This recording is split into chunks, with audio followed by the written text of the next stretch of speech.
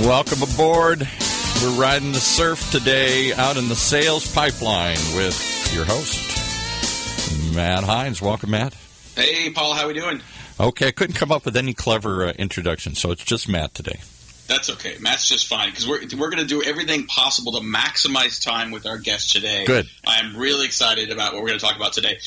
Welcome, everyone, to Sales Pipeline Radio. I'm your host, Matt Hines. Thank you for joining us. If you're here with us live on the Lead Management Radio Network, we are live every Thursday at 11:30 Pacific, 2:30 Eastern. If you're joining us from the podcast, welcome. Thank you for following. You can always find our podcast in every future episode on Google Play and the iTunes Store, and every single episode of Sales Pipeline Radio is available on demand at salespipelineradio.com. We, every week, bring some of the best guests we can find to interview on the trends and the latest in B2B sales and marketing, how to make the pipeline work for you, and how to close more deals and drive more revenue through more effective pipeline efforts. And really excited today to have with us a very special guest, Andy Crestodina, who I had the pleasure of hanging out with earlier this week in Toronto at the Uberflip Content Experience, and was just thrilled to have him, thrilled to time this up. It is Andy Crestodina Day, Paul, at Hines Marketing. He was featured this morning on our blog in a How I Work session, and very pleased to have him here on the radio show as well. So, Andy, thanks very much for joining us. No, honored, and this is Matt Hines week for me, so it was fun to hang out there in Toronto, and great to be here live. This is great. One of our callers wants to know if there's, because it's a Matt Hines week and Andy week, is there a special sandwich that we can order today or anything? Is there any special, item on the menu? Special sandwiches. I for a second there, I thought your question was, what about Paul week? Paul week?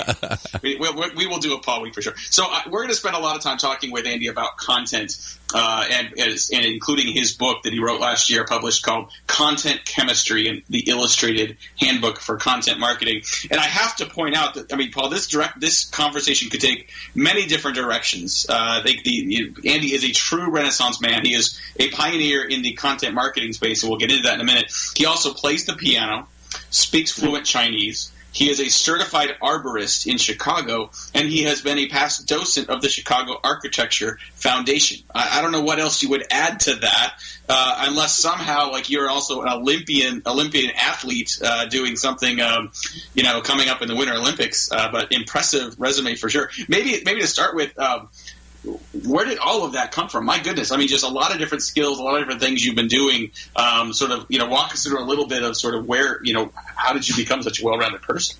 Yeah, you really dug deep to find all the anecdotes there. It's rare for anyone to ask you about anything except content marketing, search optimization, Google Analytics, strategy, social. So, yeah, it's a fun question. I don't know. It was sort of random in college that I did Mandarin. I started school in 1990 at University of Iowa, and so it was pre-internet, and I didn't really have any other plans. I was kind of a bad student, and Chinese seemed like a hard skill that I could prove that I knew it or not. So that kind of attracted me. The piano thing was just my parents making me learn it as a kid, and picked it up a little bit later on. The architecture stuff and the tree stuff is just interest. Everyone has interests. You could get the same intro for probably anybody, right? We all have things we love, and if you put them all together into a few sentences, it does makes it sound interesting. But no, regular guy, basically content marketer here in Chicago. Also, apparently, a very humble guy, so I appreciate that very much. Well, I do definitely want to talk about content here today. You gave a keynote at this recent Uberflip Content Experience, and from everything I heard and from some of the early returns, definitely one of the most well-received, but most popular presentations, I think, in part because the impact of what you gave in terms of the traffic and the lead and the pipeline impact that it can have, but also the relative simplicity. I think, you started your presentation by sort of with a nod towards the fact that a lot of people are intimidated by SEO, that they are scared of of the advanced techniques that I think a lot of SEO strategists really maybe try to intimidate people into thinking they need to hire someone to do it. But then you proceeded for, the rest of the 40-45 minutes to walk through a number of very practical, very applicable tools that almost anyone can accomplish. Why is SEO perceived as such a scary thing, and does that perception need to persist for people to do it right? That is an excellent question that is very rarely asked. I think SEO has kind of a reputation as sort of a shady kind of industry, with kind of a checkered past, because the people who buy SEO service, it tend to be a very low information buyer. which means that the people who provide the service can get away with some, less than perfectly ethical tactics when the people who hire you to do something have no clue what you're going to do. That creates an atmosphere, an environment where it's ripe for people that are less than perfectly, stand-up professionals to actually succeed. For example, people who hire SEOs often and pay, $3,000 or $5,000 or $10,000 a month, think they need to keep paying that money to keep ranking. Yeah. I mean, that's never true, which means that there's a lot of SEOs that can kind of rest on their laurels and keep cashing that check, even though they might not be doing a whole bunch of stuff after the first few months of making the major improvements. So, it's kind of a weird business. I'm not sure exactly why.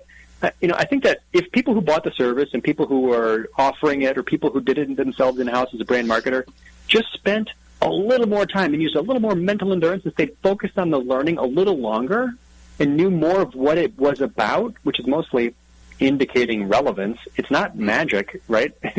I think then it would become something that people get more value from if they outsourced it, or people would understand better if they did it themselves. I think that there is kind of a bread and butter approach to it that isn't that mysterious, and so that makes it kind of fun to teach.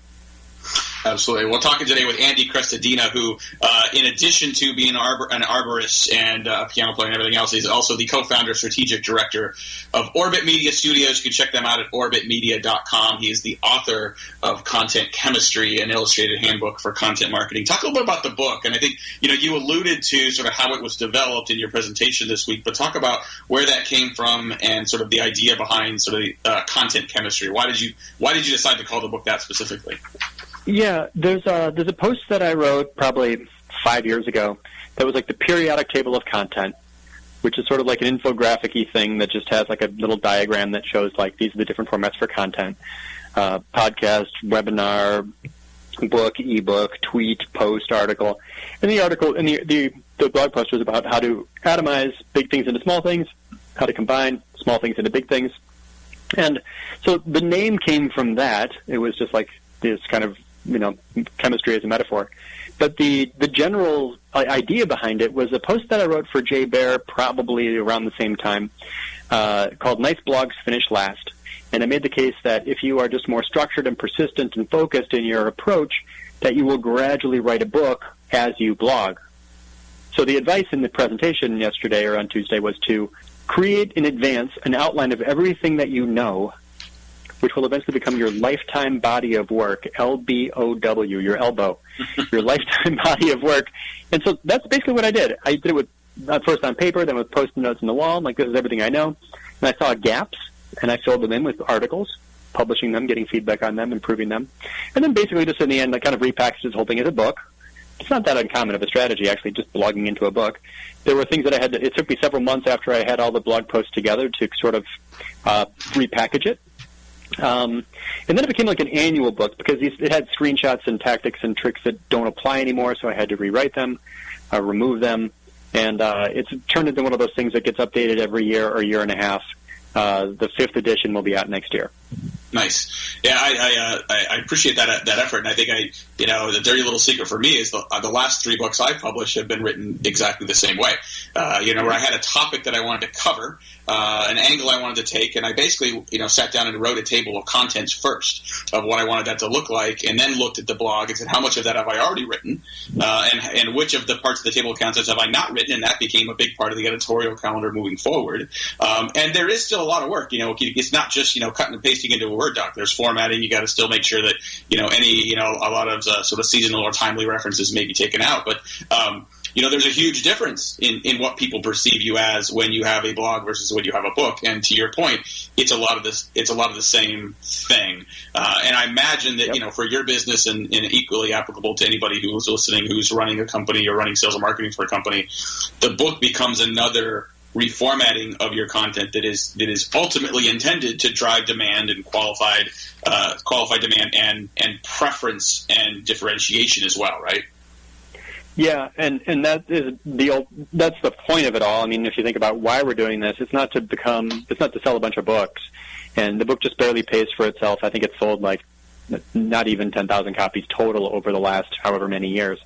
But in in a B2B sales context, right, which we all are passionate about this topic of sales, it's a great leave behind. It's sort of the $10 business card strategy. So you meet with, we build websites. You meet with 4 companies to build your website. One of them left behind a book that blows your mind with everything you need to know. It's the driver's manual for the website, right? And that gives you a competitive advantage in sales. It's extremely effective in that way. If I wanted to use it more for PR, I could just send it to people who I think might include me in something they're working on or invite me to their event. If I was more deliberate about trying to get sales, I could just send it to different professors who teach marketing, hoping they might include it in their syllabus. But yeah, it's just another format for content. It's something that's part of a family of content. And to do it, it's just a matter of being a bit more structured and persistent and having more forethought. If you just plan it in advance, in a year and a half, you're going to have a book.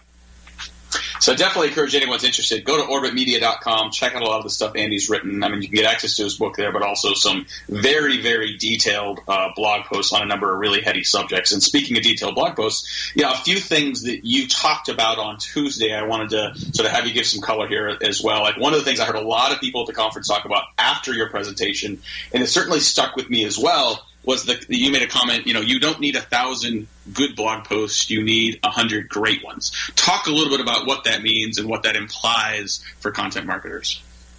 Yeah, this is going to be a big change in the thinking for a lot of people who just believe that content marketing is about putting out an endless supply, of weekly, medium quality things.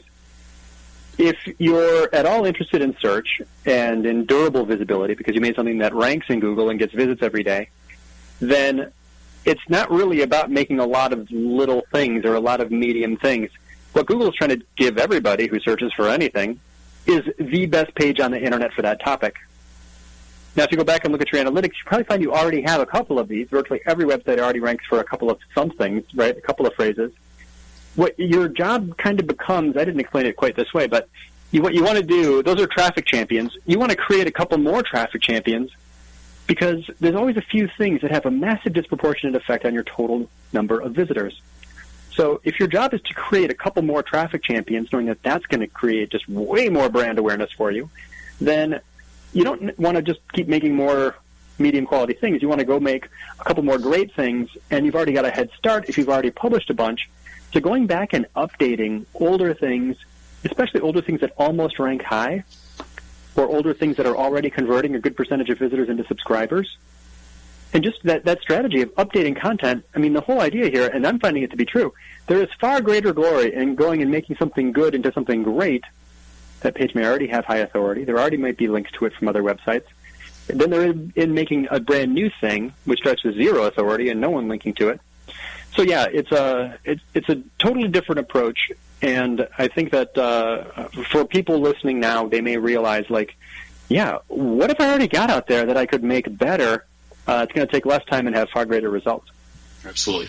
We're really enjoying our time today with Andy Crestodina, who is the co-founder of Orbit Media, the author of the book Content Chemistry. We're going to have more with Andy after the break, talk a little more about some of his SEO and content tips. We'll be right back. Sales Pipeline Radio. Marketers acknowledge that account-based marketing is important, but what does that really mean?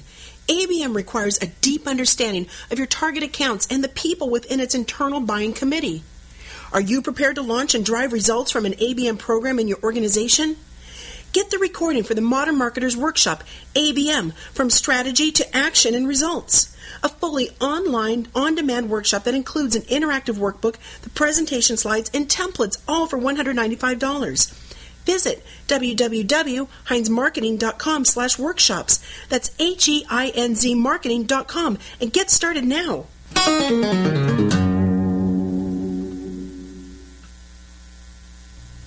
In a world where the speed of innovation and change in B2B marketing has never been greater, the only thing bigger is the need for clarity, for a blueprint, for a guide to what's really working and how to apply it specifically to increase sales pipeline growth, velocity, and conversion. That's what you'll find in the Modern Marketer's Field Guide. Download it free at heinzmarketing.com. It encompasses the entire sales and marketing pipeline, but in quick bursts with lots of specific, actionable ideas, strategies, and tactics you can put to work right away. The loaded table of contents helps you narrow in on and tackle a problem you're solving right now. Then you can come back when you need something else. Download your free copy of the Modern Marketer's Field Guide at HeinzMarketing.com. That's HEINZ Marketing.com. All right, we're back, and I don't know whether you saw this or not, Matt, but I was checking in your guest as well. He did play third base for the Chicago Cubs for a short while, so I don't know if you saw that or not. I did not know that. That was impressive. It's for a very short while, but possibly not true, but very impressive nonetheless. Well, thanks very much, Paul, for the insight. Welcome back, Sales Pipeline Radio. Hey, we got a lot of great guests coming up as we leave August, head into September, into the fall. Next week, we've got Adam Schoenfeld on Sales Pipeline Radio. He is the CEO and co-founder of a company called SiftRock. Imagine, if you will, Paul, every time you get an email and there's a subject and there's a signature line in that email, the contact information is automatically updated into your CRM system, into your contact database. All of the auto replies that come from your emails are automatically updated. If someone's gone from the company, it's updated. If they give you other people to contact, it's updated. These guys are disintermediating and changing the list business, and so we're going to talk about list business moving forward. Week after that, the week after Labor Day, we will be doing this show live from Cleveland, Ohio, in content marketing world. It is, I don't know, Bill, Andy will talk a little about content marketing world. It might be, the Woodstock for content nerds every year in the beautiful state of Ohio and the beautiful city of Cleveland. But joining us again today and for the rest of our show today, Andy Crestodina. He is the co-founder and strategic director of Orbit Media, author of the book Content Chemistry, and we were talking about great posts versus good ones, and really sort of focusing on getting better ranking for a smaller number of posts that ultimately improves the traffic and quality of traffic you're getting. And part of that you kind of referenced was the idea of updating old posts, which I don't think a lot of people do very effectively. Talk about why that's so important and a couple tips for how people should go about doing that. Yeah, there are articles on your website that rank on page 2 in Google. There are articles on your website that visitors who do find them love them and add themselves to your email list. There are articles on your website that might rank high, but the rank is starting to decline. Each of these needs a little love. And each of these, if you don't do something, will either be a missed opportunity or declining results. So when you know exactly what action to take, right? Here's the problem with content marketing is there's a bazillion things you can do at any given time. When you know exactly where to apply that pressure, or how to get more, we said how to get more juice for every squeeze, the actions taken on those things will give you far better results than probably anything else you can do. Once you identify those, right, because you're tracking your rankings or you're watching your changes in search traffic per post, or you know what your conversion rate from visitors to subscribers for each article, which is we could share links and articles and videos that explain how to find these things, but that's an analytics conversation. Once you know where these things are, you know what that thing is, improving that thing is going to give you far better results than making something new. As an example, I wrote an article about how to maximize subscribers by improving your email sign-up form. It ranked at the middle, bottom of page 1 for 3 years. Trickle of traffic, I was always happy with it. But wait, I can make that better. I can make that a better piece. I can make it more concise. I can add more examples. I can go deeper on the topic. 2 weeks ago, updated it. It's now ranking number 3. It's right under MailChimp, and traffic to that page has tripled. That took me less time to get a greater benefit than had I just wrote some brand new article. Yeah, I mean, it's important advice, and I mean, it was at that point that I was particularly taking notes, because I think a lot of marketers really think about volume, and I think a lot of marketers are in the habit of thinking about more. I want more content, more blog posts. Doing a lot more volume is important. And I think what you're pointing out is that not only is sometimes really focusing on the best quality best, but oftentimes you have an opportunity to go back and make something better. And an awful lot of companies have some great enterprise marketing blog posts out there that don't say anything about account-based marketing. And in today's day and age, awful lot of searches for ABM and ABM-related topics that may or may not be getting a lot of search there.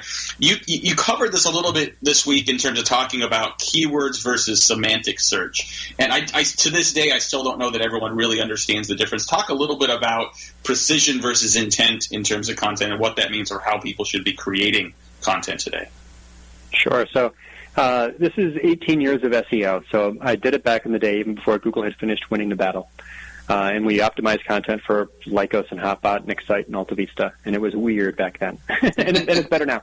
But basically, for a long time, what we all did is we optimized content for keywords. What's the primary phrase? What's the secondary phrase? I want when people search for this combination of words and letters for my article to rank high. What's changed and what not everyone is adapted to is that keywords are, of course, when you think about it, intent. That visitor wants something. What do they want? What are they really looking for? And Google has figured this out and knows that the searcher's intent is really what matters, and to show the visitor the page that answers their question. So you could do things just to prove it to yourself. Type in what's the name of that actor who's in Fast and Furious? The search result will show Vin Diesel. You did not type Vin Diesel into your query, but it showed you him because that page satisfied your answer. Now, that's a really easy example, but here's how it affects content marketing. Instead of writing a page that's all about that phrase, write a page that's all about the topic. Cover the topic more broadly. And to do that, all you have to do is find the phrases and words that are connected to your topic, semantically connected to your topic within Google, and the clues for finding those phrases are everywhere. So the example I gave is an article called website footer design. It's like what to put in your website footer. And rather than just target the phrase website footer design, I did some research for about an hour to figure out all the phrases that are semantically connected to the phrase website footer design through a couple of tactics, and we can explain, what are the related searches for this? Or what does Google suggest if you start searching for this? And all those words are like website footer design, best practices, examples, code, copyright, inspiration, right? All these related words. So my article was simply keyword focused on website footer design, but also I made sure to include just simple inclusion, right? Just working in the language for all the related phrases. That means I'm targeting the topic more broadly, not just a specific phrase. And that article gets read 150 or 200 times a day now because it ranks number one for all the website footer design related phrases, and there's lots of related phrases. So that's just a simple prescriptive approach to what we call semantic SEO. Don't just target the phrase, target the broader topic. And a lot of this insight, people, I think, assume you need to have some kind of crazy enterprise analytics platform for this kind of insight. There are some pretty easy-to-access tools for most people to really better understand what people are searching for and where their pages rank. What are a couple places that people without a lot of expertise or really a lot of money can take advantage of to find this information? Yeah, well, this conversation so far has been great, right? Because the only tools we've mentioned are Google itself, WordPress, maybe for publishing. I'm using, Google Docs to do the writing, Google Analytics to find the pages that need the most love. We haven't mentioned anything. And this actually, I've got a little bit of an axe to grind, and I'm going to throw out a strong opinion here because I think this is important. There's a lot of people who think that the first step is to spend a bunch of money on a tool. And that's why I thought of it a second ago, Matt, when you said that. People think they just need to keep publishing. It's sort of like a HubSpot mentality, right? You're a slave to your publishing calendar. You're buying $1,000 a month worth of marketing automation software. You're early. You're a junior marketer. You're just getting going, but you're still already spending $1,000 a month on a tool. Mm-hmm. And you keep pumping out. It's like, go to the gym, eat your vegetables, and publish a blog post. If you take HubSpot's advice, you can do everything they suggest and get no results at all. It's more than the tool. You don't need tools. You don't need tools at all. You need to make a great page on your topic. You need to understand how competition works in search and authority. There's some things you need to know, but nothing I've ever suggested costs any money at all. It just takes time. Yeah, and as you and I talked about after your presentation, I think this stuff is not rocket science. This stuff is not elusive. It does you just have to put your hard hat on every day. You got to be strategic about it. You got to be smart about it, and you have to be consistent about it. You write, to your point, you write something a year ago, 2 years ago that did well. It may not do well forever. So being diligent about reviewing what's working, what's not, improving what you have, looking for the opportunities to better rank for, sort of opportunistic keywords and phrases, super important. Well, just got a couple more minutes here with Andy Crestodina. I'm assuming, Andy, for people to check out more of your content, orbitmedia.com is the best place to go. Anywhere else people should go to check out more of your content? I love what you guys are doing with the audio format. I do have a podcast. It's called Content Matters. There are 11 listeners, so we're ready to welcome our 12th. I'm kidding. Nice. It's a fun format, but it's really hard to tell. Podcasts you get very little feedback or not much in analytics. But yeah, there's the book, Content Chemistry. There's the blog. I write at a lot of places. You and I are both kind of members of that content marketing world community. So we'll be there. You can catch us live and in person in Cleveland in 2 weeks. But, yeah, I don't know. I'm easy to find. LinkedIn's a good network if you want to connect with me. So LinkedIn, at Crestodina, on Twitter. If you want to see what we're thinking about in a couple weeks in Cleveland, you can follow everything going on there with hashtag CMWorld. Want to, again, super thank our guest, Andy Crestodina, who is the author of Content Chemistry. We're going to have to wrap up here and let some other shows take some space here. Definitely join us next week as we talk more about list management. You're definitely going to want to make sure if you have anything to do with managing lists, keeping lists updated, keeping your database up to date for your sales and marketing efforts, you want to join us next week. And anytime you want to check out a new episode of Sales Pipeline Radio, find us on the podcast at Google Play, the iTunes Store. Find any past episode, including this one, in a couple days at salespipelineradio.com. For my lovely producer, Paul, this is Matt Hines. Thanks for joining us on Sales Pipeline Radio. You've been listening to Sales Pipeline Radio, brought to you by Matt Hines and Hines Marketing, right here on the Funnel Radio channel for at-work listeners like you.